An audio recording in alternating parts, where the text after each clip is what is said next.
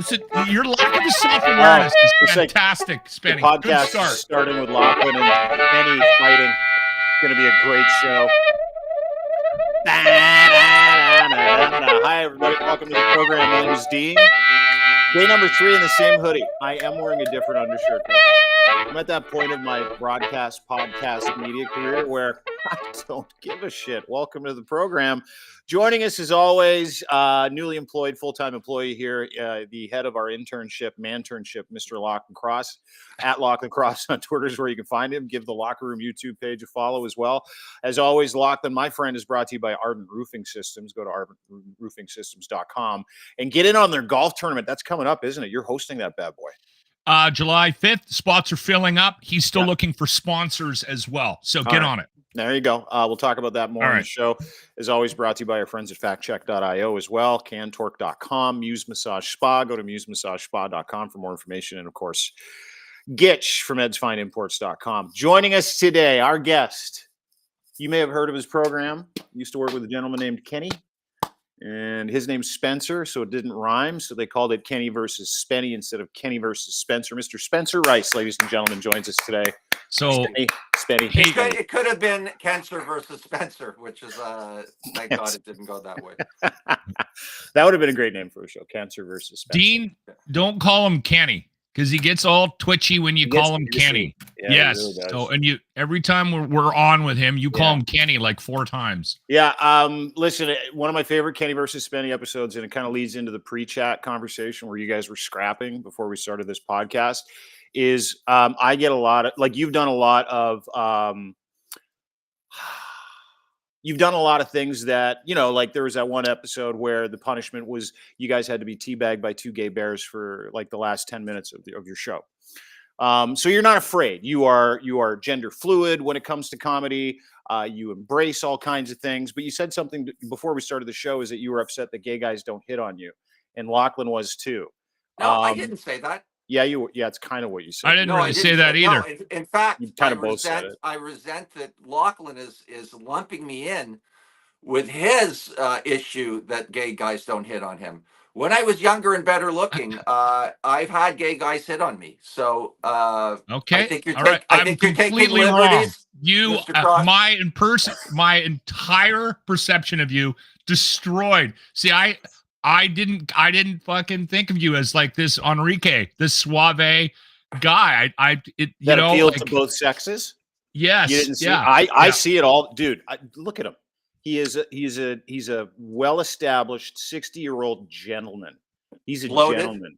With a bloated face. Listen, go watch Kenny versus Spenny, Lock. You'll see me kiss a man. It didn't go well, but I tried. Okay. Right. And he let me. Good tongue. Did you use tongue? Good question. I don't know. I'd have to look at the footage. I don't think so. Did you black out? No, it was so awkward. It was one of the most awkward experiences of my life. And I also had to tongue kiss Kenny. That was also filmed. For how long was the tongue kissing? It was a good 10 seconds. Like, was there one touching? Mississippi, 2 Mississippi. That Mississippi stuff just goes forever, you know. Yeah, it sure does. Did you enjoy it though? Like, did any part of you go, "Hey, No, Kenny's tongue is like cream of mushroom soup. Actually, it's pretty disgusting. I used to do his for Humiliations in the live show, and I think once I do his tongue scrapings. So he sticks out his tongue, gets a credit card, and scrapes his tongue, and this white mushroom soup thing comes off. What is that? I don't know what it is. Why? But people go, how can you do that? I go, I don't know what's more humiliating, me putting that on my tongue or the fact that he gets that off his tongue. I'm getting nauseous. Just thinking about it. Is it his diet? Yeah. Does he have like... When it comes to making me uncomfortable, Kenny has superpowers. I don't know what else to tell you. Hey, can I ask you a question? Where did the idea for punishment start? And were you the first people to do a TV show with punishments? Oh, good question. Dude, the first time I saw someone get punished at the end of any show was Kenny versus Spenny, and the punishments were severe. Well, watching this hour is 22 minutes as a punishment. I don't know if that's the same thing. No. But no, listen, the reality is I don't know. I don't think so. When did Fear Factor come out? The idea was we needed consequences to the competition. We couldn't just have a competition, one guy wins and the show's over. So I don't know where it came from. Kenny will, of course, claim he came up with it, as he does with almost everything that we've ever done. But I don't remember. I'm just honest about it. I don't remember. You don't remember where it started? Like the whole idea is, hey, you're going to do this. I'm going to do that. Whoever wins at the end of the show, something terrible has to happen. Because some of the punishments were fucking gross, dude. Yeah. Yeah. Look, the reality is. What was the worst? What was the worst? Like the punishment where you're like, I don't think I can do this at the end of the show, but you have to because you're contractually obligated. Well, the thing is, I did so many. Actually, I was on Kenny's TikTok page yesterday, and he actually said during one of the commentaries that I won almost all the shows, but I didn't know it, which was a remarkable admission by him. Look, the worst one, you have to factor into it. It was the first season, one of the first episodes we ever did. So I really wasn't used to the humiliations. I became callous to them because I did so many of them. At one point, it was just, okay, what do I got to do? All right, I'm going home. And I do it. But honestly, the worst one for me was in season 1. We go to this transvestite's apartment in a really on Sherburne, like it was really kind of sketch.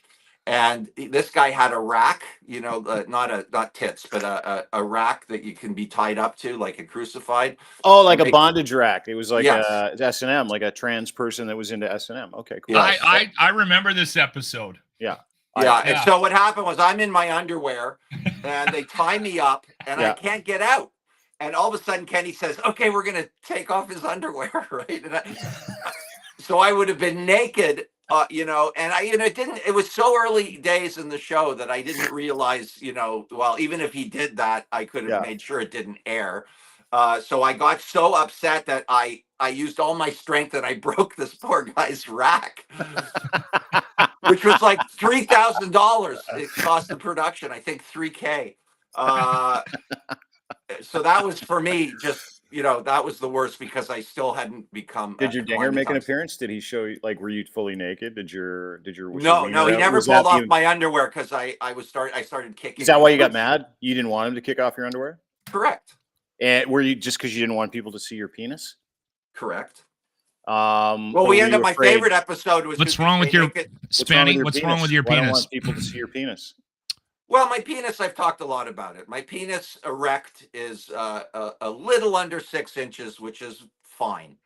Not erect, it's not pretty. So is it like it's a grower, not a shower, is what you're saying? Yeah, basically. A lot of people have that issue. Yeah, I'm sure. Yeah, it can look impressive, dude. There are lots of us that in certain states don't. I'm kind of a hybrid. Impressive. I'm kind of it depends on how nice it is outside. If I work out that day, if it's muggy, if it's muggy, I'm a bit of a shower. Great. Yeah, me too. Let me say this, and this will encapsulate my feelings about it. Of the 30, Lochlин's a bit of a shower. If it's humid out, yeah. Let me just make this. Gotta be humid. If there's 30 photographs of my penis over the years, each and every one of them would be erect or semi-erect. That's all you need to know. That tells you the entire story of my. Have you ever taken, as a celebrity? Have you ever taken? Why are you taking so many pictures of your penis, Spenny? Yeah. I'm sorry. Back in the day. Did you share those pictures? Would you send dick pics with certain ladies that I trusted? Yes, of course. Are you worried that any of those are going to come back and get you later? No, because I'm not really worried about it. Did you? Because you know why? Because they're erect and semi-erect. I'd be. Let's ask a question. Like, how were you with angles and lighting? Wasn't very sophisticated. I don't think it mattered. I'd be so horny when I did the photo shoot that it really. The photo shoot. He got a picture of his dick. A photo shoot. Did you seriously set up cameras and tripods and stuff?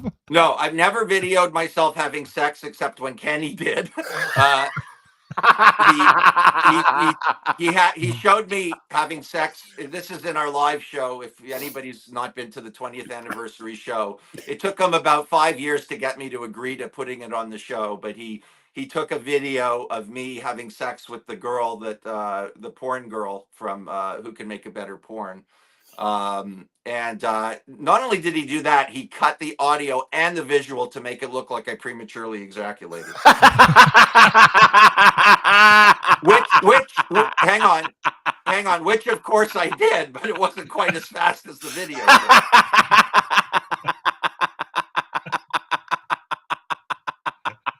All of a sudden, my pants are on. It's like, holy shit. Oh my God. Holy shit. Holy shit. He hates you. You know, I think he loves me somewhere deep down underneath all this. I don't know if that can be. His fans hate me. I'll give you that. Yeah. Can I ask you something? Because is this why you're doing your own Patreon channel? Because you're tired of working with Kenny? Is that why? Well, is like you don't trust him anymore? No. I still work with Kenny. Yeah. The reality is a couple of things. If it wasn't for Patreon, I'd be tap dancing under a bridge for nickels, but that's another story. So Patreon for me, see, when I did Kenny versus Spenny, Dean and Locke, I was very constricted in what I could do.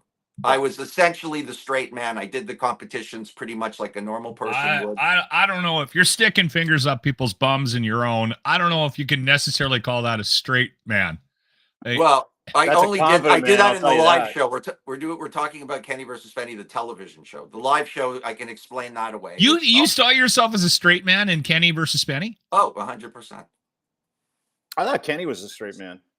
I didn't think you were a straight man. I thought you were the relief valve, the comic relief valve. You know, this reminds me of I was the erotic comic relief valve. That's what I would call you. The best sketch I think that Kids in the Hall ever did was The World's Worst Straight Man. Did you ever see that?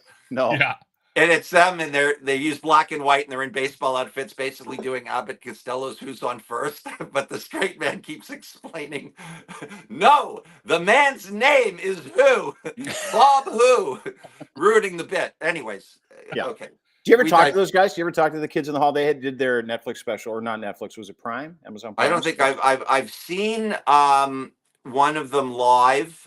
I've never met the other guys or the one I saw live, but I did see him, I believe, at the Rivoli a long time ago. Dude, that was such a huge thing. Like when they came out with their Kids in the Hall reunion, and by the way, they went full Monty. They were totally naked for the first 10 minutes of the first actual skit, if you saw it. And it was gross, but it was brave. It was courageous. It was one of those things where you're like, Jesus Christ, you guys, seriously, do you have to do this? And they just did it because they're them, right? And I don't know these guys. Big fan of Dave Foley. Love Kids in the Hall. Love their comedy. These are the Daves I know. You know, this guy. Yeah, there's how was I supposed to know she was deaf? Like that kind of stuff. I love Kids in the Hall back in the day. You have that kind of following. That's my point. So I'm proposing a Kenny versus Spenny reunion. That's what I'm proposing. Yeah, the older we get, the funnier it'll be. That's for seriously. Sure. If we're 80 years old running around naked, it would be the hilarious. But let me answer your question, because you're being very nice. I appreciate both of you letting me on the show to plug my Patreon page. Yeah, we'll get to that the promo video of it and talk about it in a second, because you actually have a purpose behind this Patreon thing. Well, no, it's just there's no limitations to what I can do on the Patreon page. So I'm releasing everything from old correspondence from when I lived in LA, which I have. I write a lot of letters. I still do. I've released something I just sent you, which is a brochure I made about the heel manager school that for wrestling. There it is. You know, just stuff. There's all kinds of stuff and videos on my computer that would never see the light of day without it. I'm producing shows where I'm doing reaction videos, which is pretty, you know, down the line what people do. I'm doing recommendation videos. I'm doing music.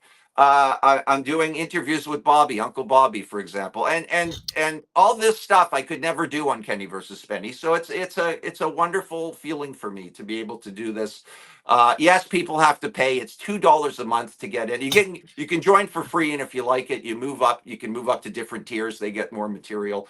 It's a long-term project. It's a lot of work. I've had to learn how to edit and stuff like that, so I don't have to pay people because I'm cheap.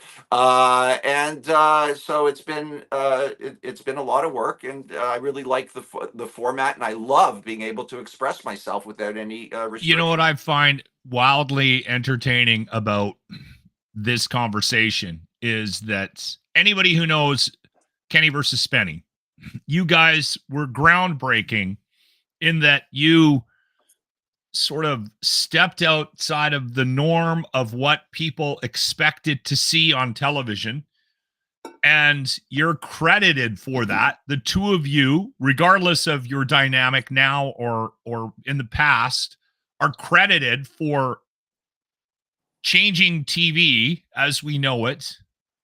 And you're talking about the restraints of Kenny versus Spenny. I just find it.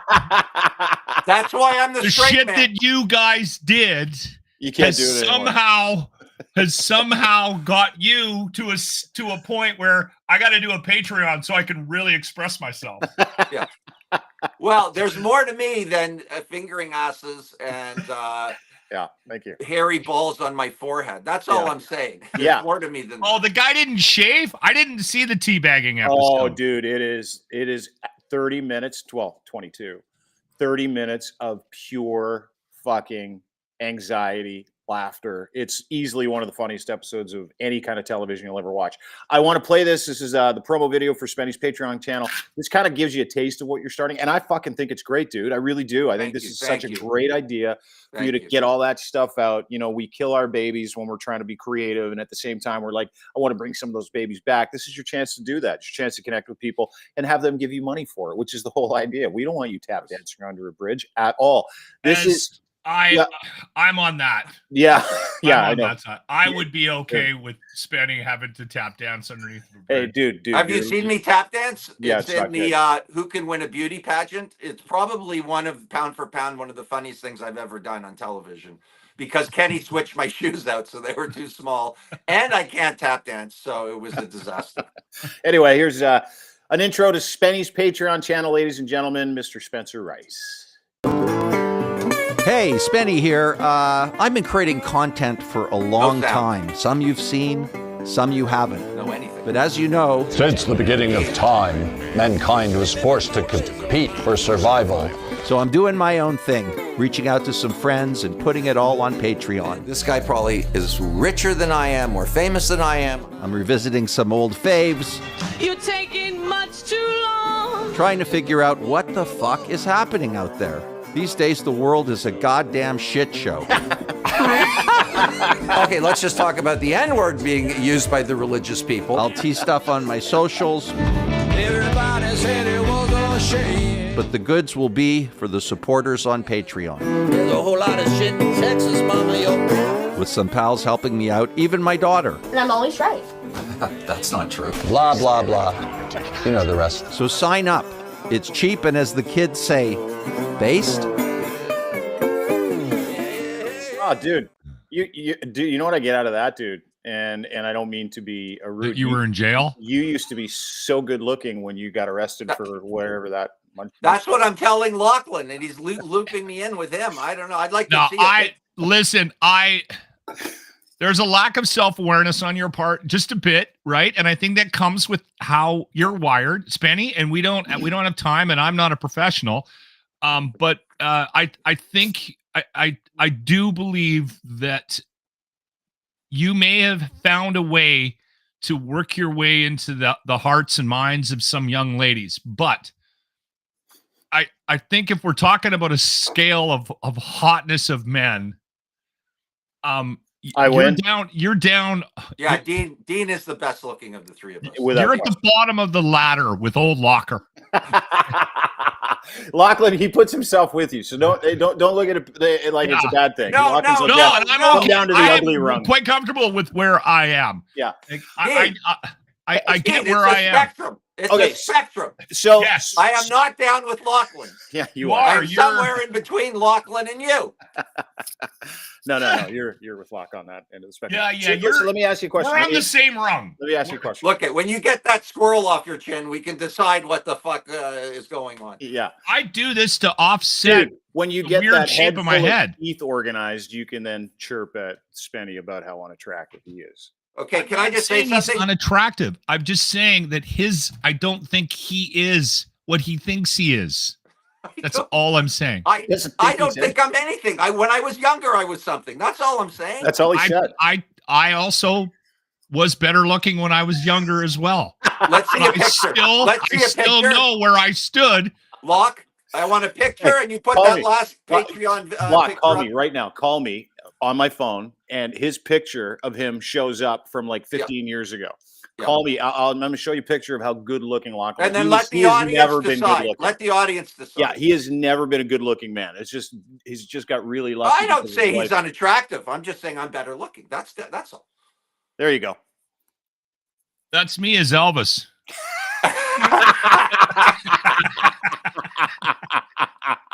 That's like 20 years ago. That is not 20 years ago.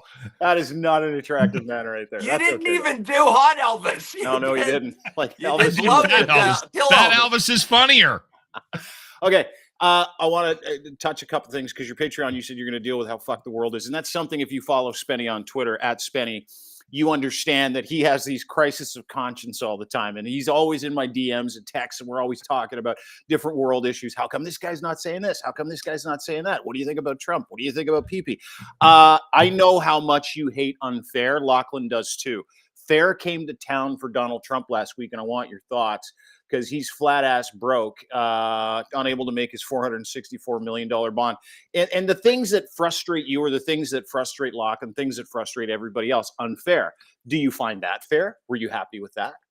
Well, first of all, I'd have to see how leveraged his properties are because he clearly doesn't want to lose his properties.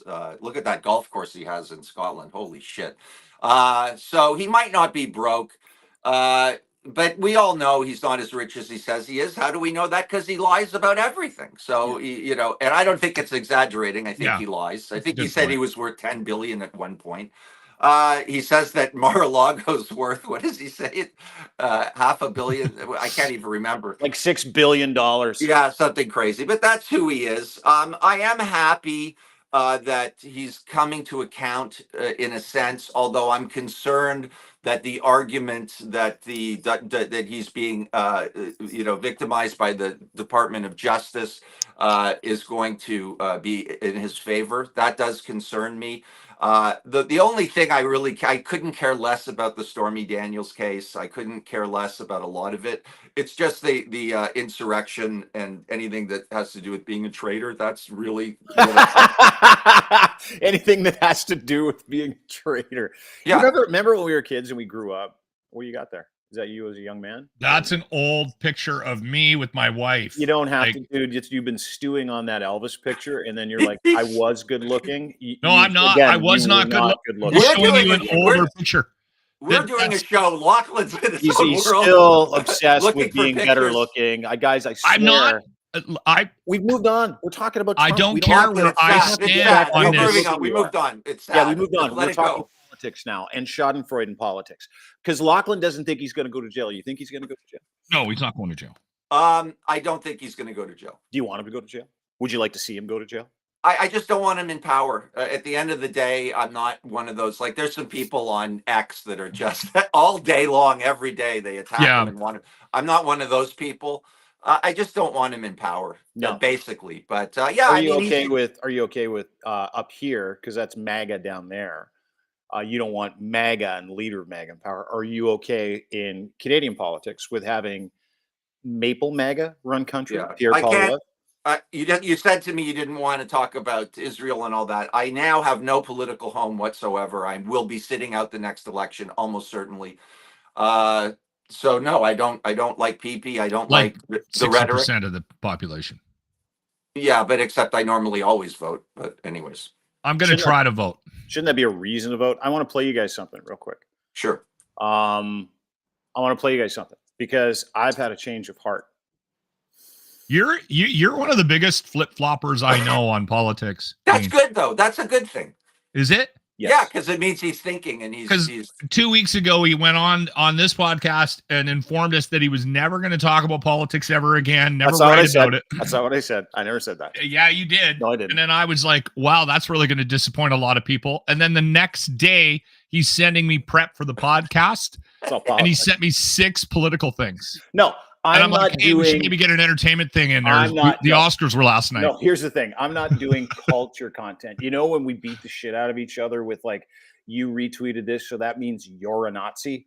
You retweeted this, that means you're part of the gender ideology cult. You retweeted this, that means you're a commie. Right. I'm not doing that anymore when it comes to politics. Like haranguing people, hanging collars on. I'm not doing that. But, oh, yeah, I'm going to chase assholes around all day long. That's what I love to do. It's just my favorite thing. To the point where Pierre Poilievre, and you guys watch This Hour is 22 Minutes. You mocked them. Yeah, I've seen this. Go ahead, roll it. Yeah. It's a great clip. It's a great clip because this is Pierre Poilievre being introduced to a guy that mocks him. Their Justin Trudeau bit. Oh, yeah. Not too long ago was really good. Really good. Yeah. So this is the change of heart I've had, is what prime minister, what party will give us the best content for the next 4 to 5 years. That's what I'm interested in. I'm not interested in who's going to give me better dental care. I take care of that myself. Who's going to give me better programs? I'll take care of my own programs myself. I'll pay to Caesar what is Caesar's. I don't care. It doesn't matter who the prime minister is. I think I want this guy to be our next prime minister just for this fucking reason only. If you ever put this guy on the spot, this is what you're going to get. Guy from This Hour is 22 Minutes waiting to meet Pierre Poilievre. I want you to watch and pay very special attention to how good he is on his feet. Watch this. Wow, Pierre Poilievre, such an honor to meet. My name is Dan. I'm with 22 Minutes. It's so nice to meet you. I think you're doing an amazing job. If it was up to me, you'd be the leader of the opposition for the rest of your life. Well, I won't be, sadly, for you and you and your. But you know what?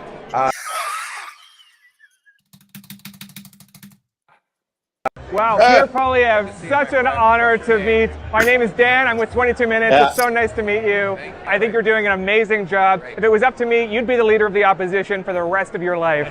Well, I won't be, sadly, for you and you and your. But you know what? Yeah, that's awesome. I think he wanted to say something.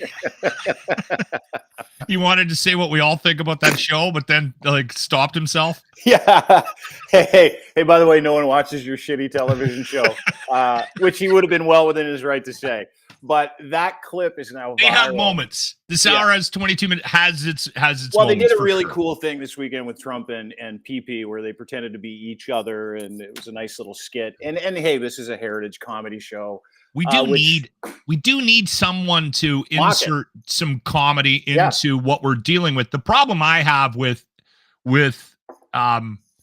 politics right now is it's very difficult to not be scared about the possibility of some of the potential changes. I'm sorry. As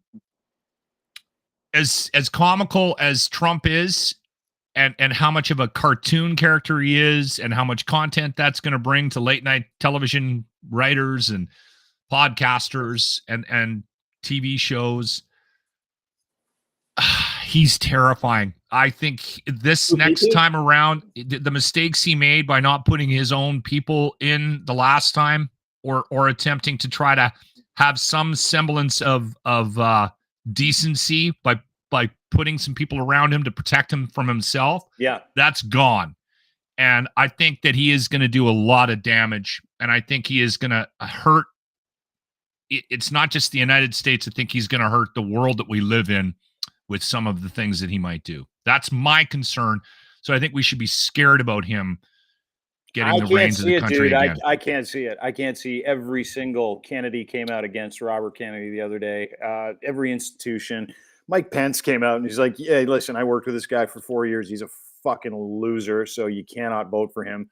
The establishment is coming for him. It's not going to happen. I don't think.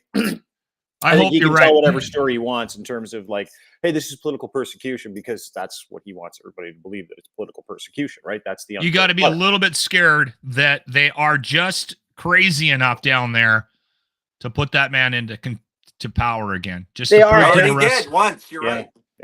Yeah. Right.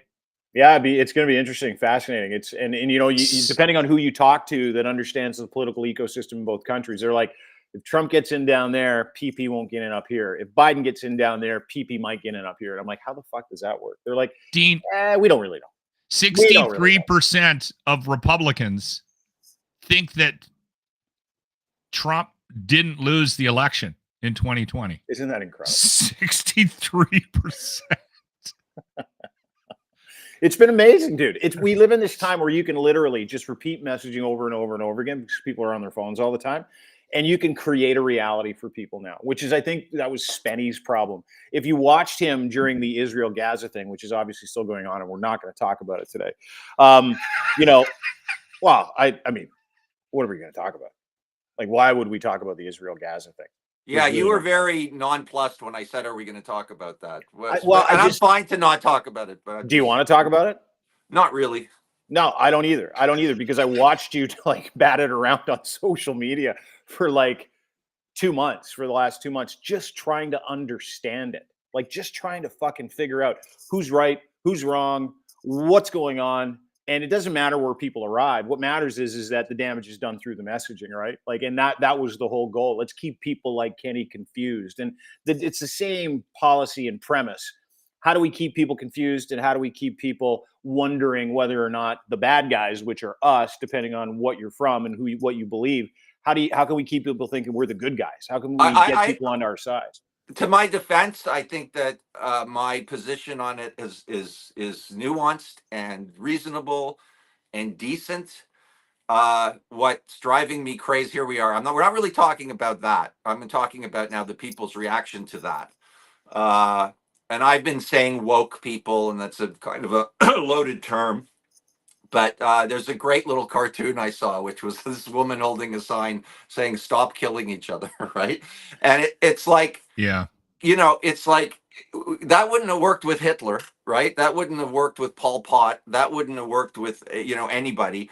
And it's too easy. It's too easy. The reality is it's a very complex situation. I know it makes people feel good to say, let's stop the killing. I understand it. I'm not even against it, but it is hopelessly naive. If it's like these people don't know history at all. I mean, the Americans with Biden right now, do you know how many you just nailed it, Spenny. You nailed it. No one understands this because no one gets the history.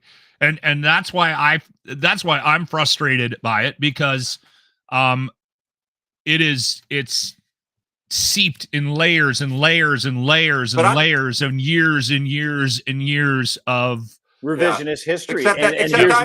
Here's the thing. I'm not talking about Israel, because I'm talking about world. I'm talking about violence. I'm talking about revolutions. I'm talking about politics. And they change history too, and that's the thing, right? I said, like, I'll say, we kind of need a Churchill kind of person right now.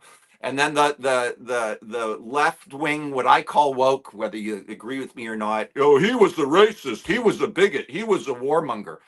You know what? Sometimes, unfortunately, we need people like that in the world to stick up for what's right, because it is a complicated situation. And that, to me, has driven me more very crazy. The people glomming on to one side or the other, really, with absolutely no nuance, and it seems to me like the virtue signalers are out in force, and it's very good for Hamas. And look what just happened in Canada. Correct me if I'm wrong, boys. Did they not stop any kind of the transfer of any weapons? Which, I mean, is let's be fair. Sorry, I didn't hear about this. Can you fill me in? Somewhat symbolic in nature, just because I think politically, like, we just got Canada. Sorry, just because there's not a lot of context there. You're saying tell them Canada is now cut off any weapons and money to Israel, correct? I don't know if it's happened yet. It's going to be floored in the Commons. I'm not sure, but yeah, they're moving towards it. Biden's doing the same thing. He's having a conversation with Netanyahu tomorrow, because he's the problem. Israel is not. He and his extremists are the problem. Spenny and listen, defending any political sort of maneuvering in this conflict at all. But I think we've reached a point where I think the rest of the world just needs to walk away and go, we can't be involved because it's too much for on both sides. Would you have said that in World War II? No, probably. I wouldn't have. Yeah, you probably would have.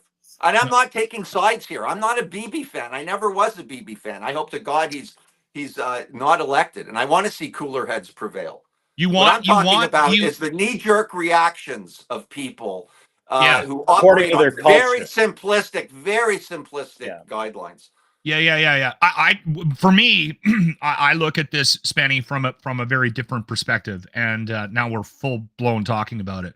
I am so sorry, Dean. I'm so frustrated by the entire thing because you can't ignore what happened in October, but you can't ignore the fact that people are dying right now on both sides of it, right? Like it, and if you want the nuanced conversation, what wars are people not dying on both sides? I mean, America doesn't make it right. Fucking atomic bombs on Hiroshima and Nagasaki.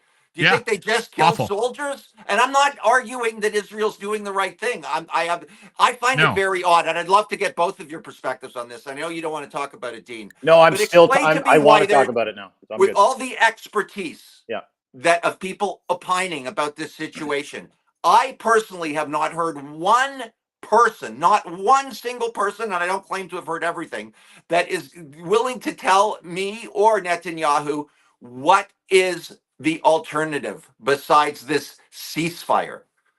Nobody says anything. It's remarkable. You know, if you're going to say Israel can't do it, at least come up with something of what they should be doing. Where I side on that is I think they have to release the prisoners. Of course. That's the frustrating thing for me, because when I look at this and go, oh man, someone needs to find a way to stop this, right? And I'm not the guy that has the answer, Spenny, and I don't think anybody does. That's why you haven't heard anybody come up with an alternative. Well, then I find that to be a pretty good indication that maybe BB is doing the right thing. That's all. Maybe.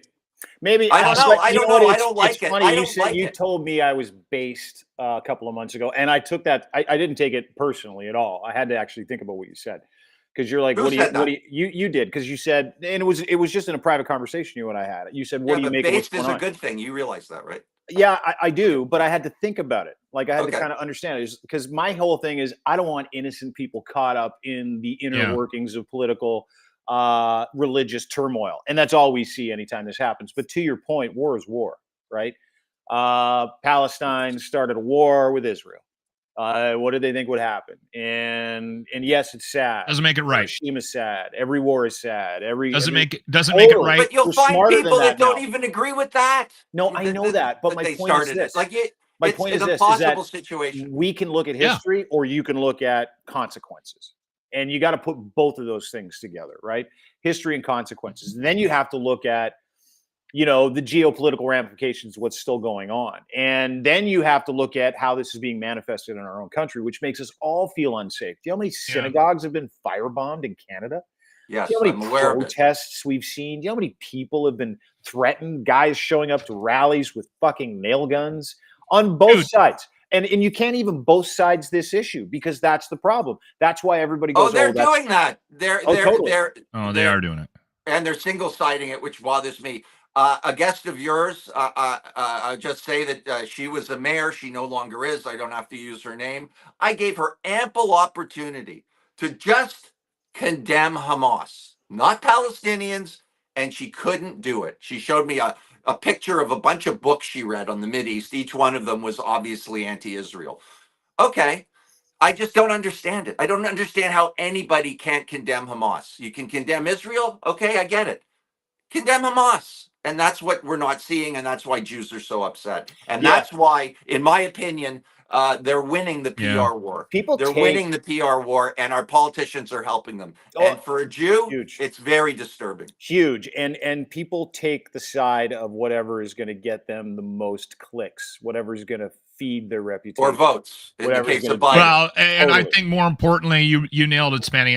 I think that's the frustrating thing for me right now is that we are, if you take a a step back and look at this and the political ramifications for upcoming elections in the democratic / free world, man, it is very disturbing that this is being used as something to inflame the right. And But it makes sense. This is the dark side of democracy. This is You know what? Yes. I think that's why the conflict was started. I don't think, you know what? I think everybody in that region is geopolitical collateral damage. I think that, whether or not it was about getting There's a case weapons to be made that out they of were Ukraine and over to Israel, stopping the flooding of, like, we're seeing what's going on in Ukraine with the lack of aid, lack of weapons. That has a direct impact of what's going on in that region.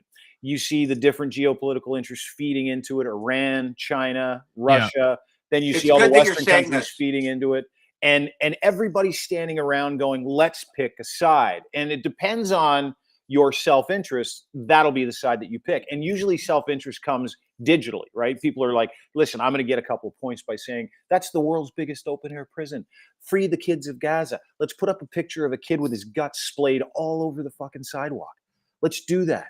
And it you know still what? doesn't make that right. Not only does it not make it right, I'm not saying it makes it right. No, I know. I just want to say out loud that we're not diminishing the loss of life from all sides of this thing. It just, if you sit there and look at this from a chess perspective, geopolitically, it is even sadder, Dean. Sorry to interrupt. No, but dude, it's collateral. It's purposeful. That is a purposeful war. It has nothing to do with the skirmish, the history. They'll obfuscate and they'll throw chaotic, revisionist history into people's TMs saying, oh, you got to believe this. No, that was originally our land. No, that was their land. River to the sea, blah, blah, blah, blah, blah. Fuck. I'm so tired of all of it. What's going on there is wag the dog. That's all it is. What's going on there is we're literally using human beings in that region to create micro content so that specific interests in this world can somehow divide society and start another war. And our eyes off the ball on the Ukraine conflict right now. I'm going to take issue with that. And I want to say a couple of things. Number one, Israel and the Palestinians are experiencing violence, like real violence. And I don't think that that's anything to do with politics. That's just violent reality. But I want to say something about, because I'm glad you brought up Ukraine. And maybe I'm wrong, and please educate me if I'm wrong. It seems to me that the old world order of the United States being the superpower that kind of keeps order in the world, and the United States is far from perfect, because that's what the woke people do. They'll find any issue that's what they deem immoral, and then the entire cause gets thrown out the window. I believe, and maybe I'm wrong, that the United States overwhelmingly is probably a force for good in the world. And what I see happening with the Trump movement and is this moving away from that? What do they call it? Not isolationism, but kind of what MAGA is. And it does upset me, and it scares me. I know the term. Okay. It's not coming to me now. Spenny, keep going. You know it, but keep going. I could have said the same thing, Locke. Okay. Hang on. I know the term. It's coming. But anyways, it was right there. I'm open-minded. Prove to me that I'm wrong. But don't tell me because there was slavery in the United States hundreds of years ago that is means that they aren't a force for good in the world. Noam Chomsky, someone I admire. And then that Finkelman guy, these guys, when they talk and they're very smart, will make Israel look like the worst place on earth.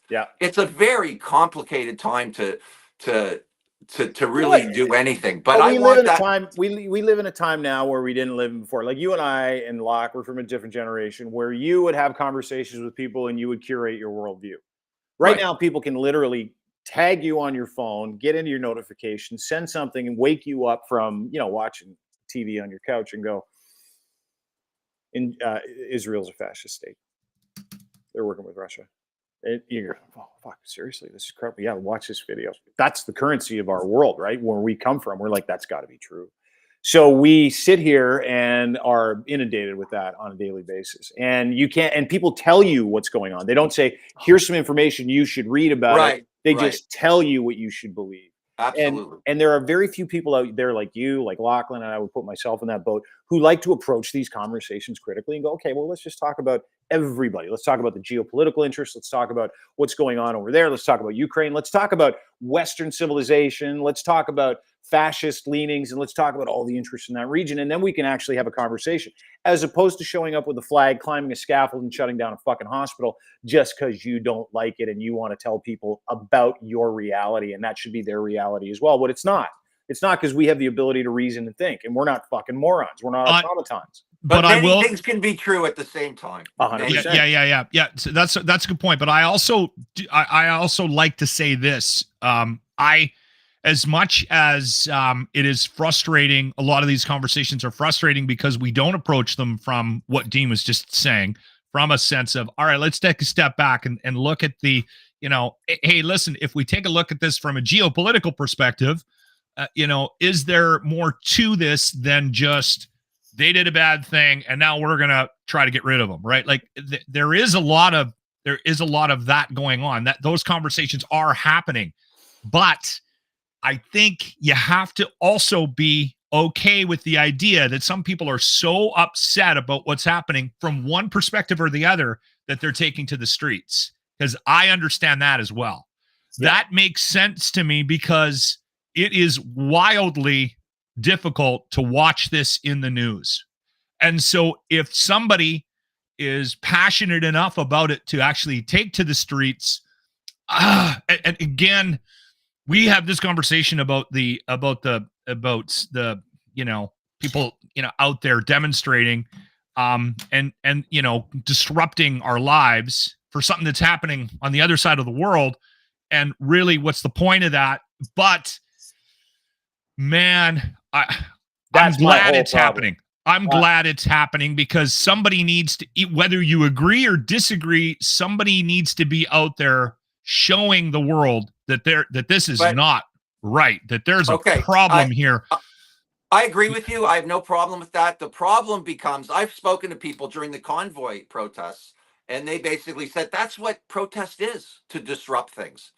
I don't know if that's true or not. I mean, there are laws on the books about harassment, and there's laws on the books about, there's peaceful protest, and what is a peaceful protest? I don't really have problems with people that are on one side or the other protesting. It's the tactics that they're using that can be probably illegal and very unhealthy for the democracy and themselves. Did you see? And then shutting down discourse is the other thing that you brought up, Dean, right? Like just saying to somebody, just because they're on one side or the other, that you can't have that opinion because I have mine.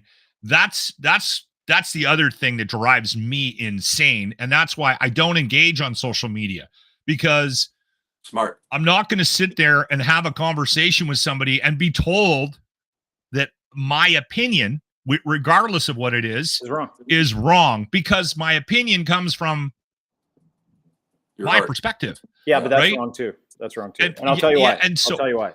Is because there are so many people out there that have come up with, like, you hear people say, hey, this is just how I'm wired, so deal with me, right? I was born this way, so this is how I'm going to be in every situation. You can deal with me. Damn Lady Gaga. Yeah. Life requires nuance, right? So in the big scheme of things, we all arrive at our opinions certain ways, usually through familial experiences, actually bad experiences. That's how we arrive at our world opinions. That's how we have our core beliefs. So we adopt these belief systems because we need something to manage. That changes over time, right? It changes over time because we get older, we become less afraid to engage with things, challenging our core belief system. And so we evolve. And that's really the purpose of life, is to get a little bit better every day. So at the age of 50, I feel very differently, and my worldview is very differently than it was at the age of 25. At the age of 25, I thought I had everything figured out. And if I could go back to my 25-year-old self, I would say, hey, dude, you don't know everything yet. You need to listen to people, but you need to listen to the right people. You need factual information, and then you can curate a worldview. You can understand what's going on around you a little bit. Yeah, Fat Dean would just tell people. And there's also, can I just say this, and it's on both sides, clearly on both sides, and maybe it tilts more towards the Palestinian side. There's a lot of propaganda. I mean, my understanding is in Qatar, they're spending lots of money on this social media campaign, and it's working. I've seen it on the Israeli side as well. Things that are clearly untrue, that have been provably true, that they're just there to sway hearts and minds. So we have that to deal with on top of everything. And I think that's what Dean's saying. You have to go to the right people.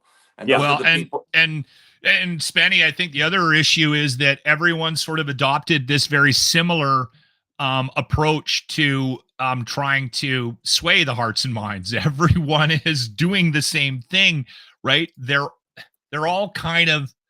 Well, the goal is to sway hearts and minds. I just want truth. John Lennon, that song, give me some truth. We're not getting that anymore. We're not getting that. I know, that's what I'm saying.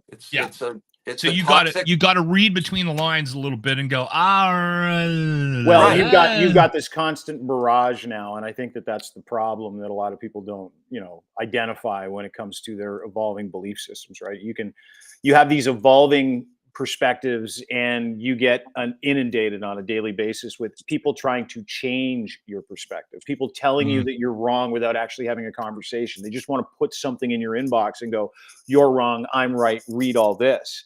And to that point, that interview with Don Lemon and Elon Musk this weekend, I don't know if you guys watched it. Locke and I talked about it on the podcast yesterday, Spen. It was fascinating. And I want to bring up one of the biggest issues with what we're talking about, which is that constant fire hose of information into people's brains that is not accurate, that is hateful, that paints, in this case, Jews as a world problem, which Elon Musk now says is okay with him because it's just not illegal. I want you to watch this. Fucking freedom of speech, I know. Well, that's not what the study shows. And you said you like transparency. I'm going to show you this. And Don, you can get a study that will tell you whatever you want. But these are just a handful of extremely, you look at those anti-Semitic and racist tropes and tweets. And as of this morning, they're still on X. And from your own content policy, these posts should have been deleted. So why haven't they been deleted? Why are they still there? Did you... we delete things if they are illegal. But these have been up there for a while. Are they illegal? They're not illegal, but they're hateful, and they can lead to violence. As I just read to you, the shooters, in all of these mass shootings, attributed social media to radicalizing. So Don, you love censorship, is what you're saying? No, I don't love censorship. Then why are you asking? I believe in moderation, but I don't believe in censorship. Moderation is a propaganda word for censorship. But don't you think free speech is one thing, right? Or not, Look, if something's illegal, we're going to take it down. If it's not illegal, then we're putting our thumb on the scale and we're being censors. You're putting your thumb on the scale for moderating hate speech. I mean, you don't put out child pornography. That's not... It's illegal. Some people would say that's considered censorship. I'm just saying, you... No, I literally... Don, I literally said, if something is legal... Okay, we will obviously remove it. Okay. But if it is not legal, the laws in this country are put forward by the citizens. We're a democracy. If those laws are put in place by the people, we adhere to those laws. Okay, I agree. To the laws of others. If you go beyond the law, you're actually going beyond the will of the people. Okay, agreed with the law. But if you are doing something that promotes hate and violence and ultimately leads to killing, you don't feel you have any responsibility not to do that? When the people who are doing it admittedly are saying... There's articles all the time that lead to violence and killing. Don't they? Shouldn't they? Like you're applying a differential standard to... But that would never be in mainstream media. That's fascinating to me. You know why? I'll tell you why it's fascinating to me. It's because what he basically is saying, and I would like your opinions on this too. What he's basically saying is that I don't have a social contract with the people that use this app. I don't give a fuck what they do. As long as it's not illegal, I don't really care. And I don't care what the fallout is because everybody else does it too. That's what he just said at the end. Listen, everyone else does it. And it's not illegal. So why wouldn't we allow them to do that here? And those are pretty specific examples of propaganda, hate propaganda against the Jewish people. Okay, can I go and then Locke? Please, yeah. This is an issue which is fundamentally a freedom of speech issue, I think, and that's certainly how he poses it most of the time. Yeah. I've flip-flopped on this, and I will continue to flip-flop on this for one reason and one reason only. I'm emotional. I find that all the rabbit holes I go down, like even this, I was excited about not talking about Israel, and here we are. It's Your emotional. fault. Your fault. It's emotional. Yeah. And so obviously I understand the idea of the idea of freedom of speech and how it is a slippery slope. That's one of the things that really is a slippery slope, and we have to be careful about it. So that's basically all I have to say. If it wasn't emotional for me, then I would be completely 100% in favor of zero regulation on these platforms and just let things fly and have people deal with them. But that's the question, right, Locke? What he's asking, what Spenny's talking about is the question is, do you have, I think this. So when you frame it in a conversation like this, then no matter what you say, you look like a total cock, right? Totally. But let me ask that's the problem I have with that whole interview. Don Lemon is not getting enough in my opinion, a backlash about how he conducted that interview. He completely 100% set Elon Musk up to fail. Whether you like him or not, that was all his motivation was. He went in there armed with everything. I am going to make this guy look like a total cock, and every question, every turn we make, he's going to look like a dick. That's all that was. That's all that was. It was not a conversation. It was a complete come down the garden path with me. I'm smarter than you. I'm going to show how much smarter I am than you, and I'm going to make you look like a complete asshole. So no wonder Elon Musk looks like that, and he reacted that way. And then, depending on where you come from, now all of a sudden you gotta pick a side. So now you're asking me to pick a side. I actually kind of agree with Elon Musk. I just wanted your thoughts. But I'm more, every time I see a clip from that interview, I get angry and angrier because Don fucked that interview up. He completely messed that interview up, and it could have actually been something that was productive for everybody, but that's not what that intended to be. And when you start virtue signaling and you get up on your fucking horse like Don Lemon did there, you're not doing anybody any favors. All you're doing is just adding to the discourse that is already divided. Like that's the problem I have with that, because a lot of people, Dean, don't like Elon Musk, but kind of agree with the approach that he's taking with Twitter. A lot of people. And you know what? There's a lot of stuff out there that I don't like on Twitter. And there's a lot of stuff out there that is hateful, but it's not illegal. And he does have a fucking point, right? Mm-hmm. He does have a point. And unfortunately, that point isn't worth bringing up in a conversation like the one that we're having right now, because people could potentially get injured and harmed. And what is the antidote to it? The antidote is regulation. And there's no way around it. If you're going to regulate something like X, it's going to I don't even know where to start with that, though, Spenny. What? Like, how do you even start to regulate that? That's what I'm saying. It can't be regulated, which is why I tend to agree with you, Locke, on this one. Yeah, and listen, these are. I love that you're getting hot about it too. I get mad because that interview was so bad, and we're using it as an example to shit on Elon Musk. Who doesn't need? I'm not. Yeah, we are. And Elon Musk is an awful person. Yes, he's just he's incorrigible. Like I see him speak now, and I'm just like, shut up. I can't believe that the people that have any sense of the companies that he works for that allow him to continue to speak, because he's just doing more and more damage. It's a private company. I go back to that. It's a private company, and if he's not breaking the law, I don't want to get into the regulation thing. I've seen too much bureaucratic messes in this world, including what I'm seeing in the Mideast, to allow it to affect. Being is, listen, if I actually trusted government officials, which I don't, I have zero trust over them, then I would say, yeah, okay, then you regulate it.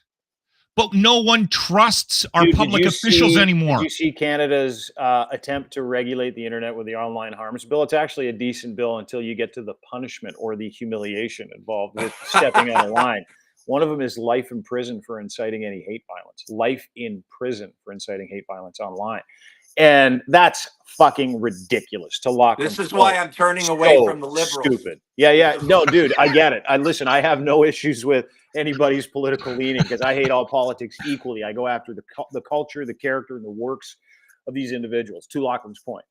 But, and to your point, Don Lemon's interview was fucking awful. My issue with it was him going, I'm so sorry to ask you this question, but I have to ask you this question. That is not an interview. That's a guy going, I hope you continue to pay me, and I hope this goes a lot better than I think it's going to go. And he did try to lead him down the garden path. But some of those questions, Lochlin, you got to separate emotion from it. Some of those questions are legitimate questions. Like, did you see Absolutely. the tweets? It's how he framed them. It right out of the gates. Well, I didn't watch Elon the whole Musk thing. should be smart enough. If he's the smartest guy in the world, and if he says he's the smartest guy in the world, he should be smart enough to be able to handle a fucking interview with a woke asshole like Don Lemon, and he couldn't because he got emotional. Wait a sec. I thought Trump was the smartest guy in the world. No, brokest guy. Okay. Anyway, glad we didn't talk about any of that. I hate that interview.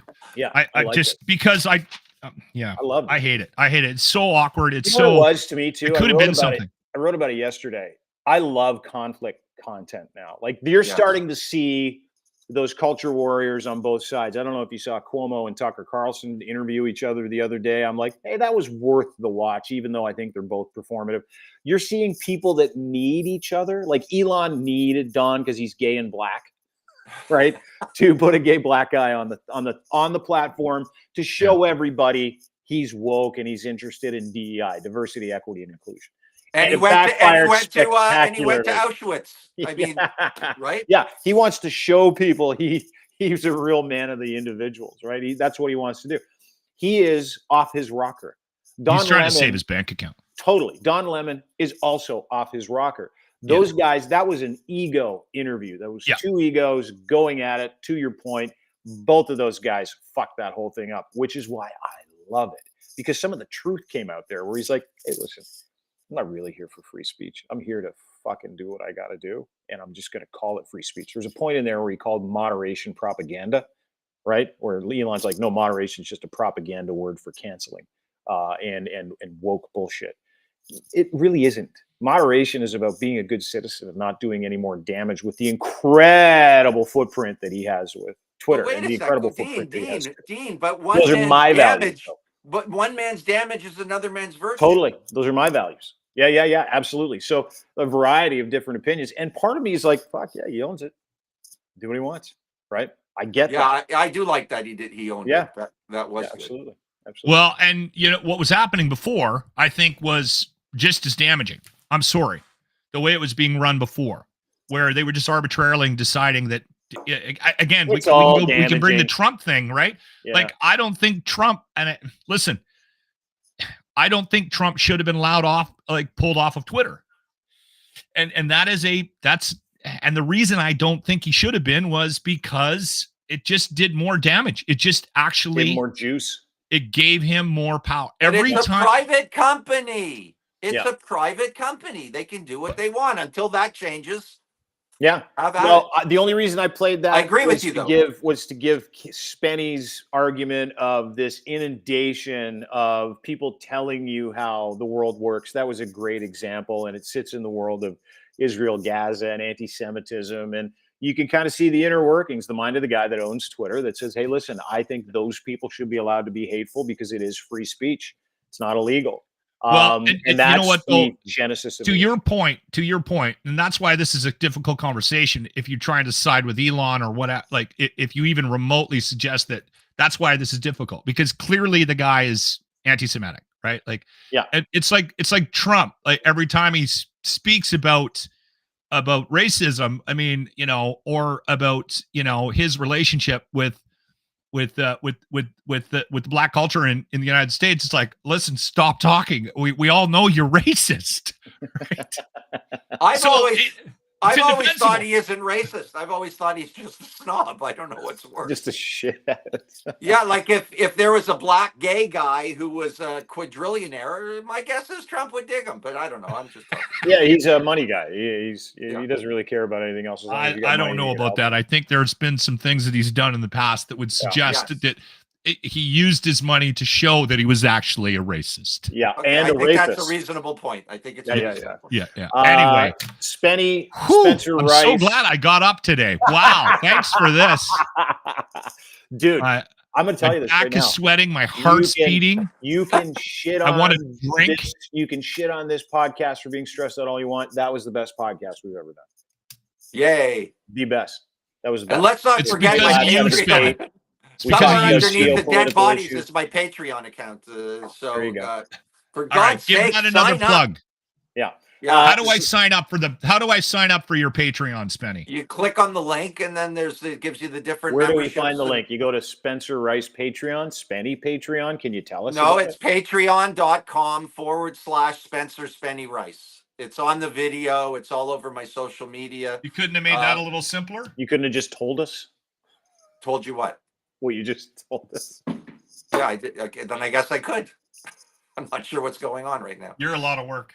I am a lot of work, but and if this Patreon's a lot of work. I don't expect to become wealthy from it, but I'm putting up interesting content. If anybody has an inkling of liking of me and what I have to say, that's a good place to find out who I am, buddy. I love you. Without putting fingers up people's asses and getting balls laid on. Well, seems yeah, easier. you could charge more for that. Yeah, absolutely. Spencer Rice, great to see you. At Spenny is where you can find him on Twitter. Patreon.com, Spenny Spencer Rice /Spenny Spencer Rice is where you can find him.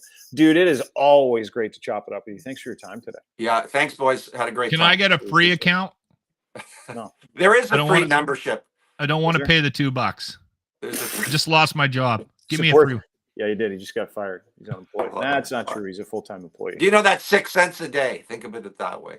Yeah, 6 cents a day. You can afford 6 cents a day to feel really good about yourself and watch Spenny interview his daughter. I'll tell you, I'll give you a nickel. Yeah. Bring it down. Bring it down to a nickel. That's the most Jewish thing you've ever said. I have to be honest with you. I'll talk to you soon. Thanks, Spencer. Okay, love you guys. Love you too, buddy. Bye.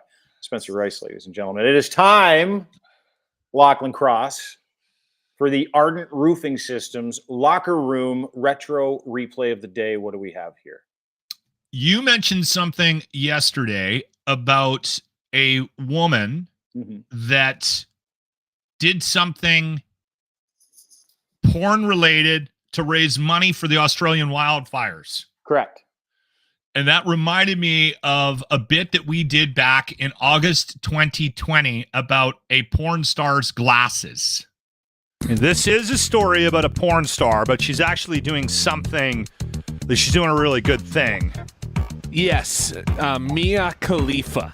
Khalifa. You guys know who that is? I saw the video, and I forgot her name, but now that the algorithm thinks that this is for white This is people, her. I just want to let you guys know that there is a humanitarian crisis in Lebanon right now, and they need our help because their government is corrupt and not doing anything about it. So she's Lebanese? I'm doing what I can. She's and from what I can Lebanon, do is auction moved off to the original Mia States, Khalifa glasses, which are on eBay eventually right now. got into And porn, the bidding is at about and became $50,000, I believe, so and became the most viewed performer on Pornhub. Okay, I don't recognize her. So she's selling her glasses, though, right? Jimmy's kind of into that. How do you spell her last name? Mia. So MIA is her first name, and then KHAL. Okay. IFA. Okay. Mia Khalifa. With glasses. Let me just see if I can. So she's got. Oh, I recognize. Do you recognize her now? You recognize her too, yeah. So she left the porn industry. I didn't recognize her without her glasses. Oh, see, her glasses are famous. Left the porn industry, and she's kind of an activist now. Okay. And so she, as you do, she wanted to raise money for Lebanon, it's her like home the next country, step, right? Yeah. And so she auctioned off those glasses for her, and she ended up getting $100,000 for Lebanon on eBay. Wow. What do you do with those glasses? Clean them?